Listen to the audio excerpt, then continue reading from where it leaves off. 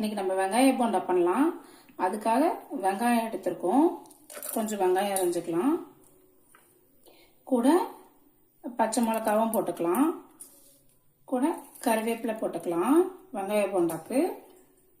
இதை இப்படி மிக்ஸ் பண்ணிக்கலாம்டா. இது கூட இப்போ நம்ம உப்பு கொஞ்சம் போட்டுக்கலாம்.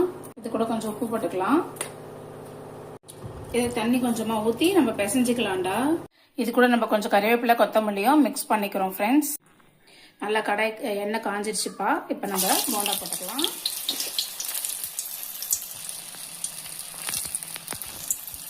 வெங்காய போண்டா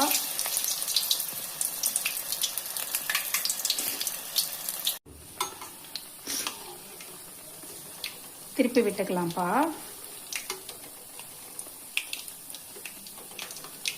நல்லா வேகட்டும். அவ்வளவுதான்டா, எல்லாரும் நல்லா செவந்துட்டாங்க. இப்ப நம்ம எடுத்துடலாம்.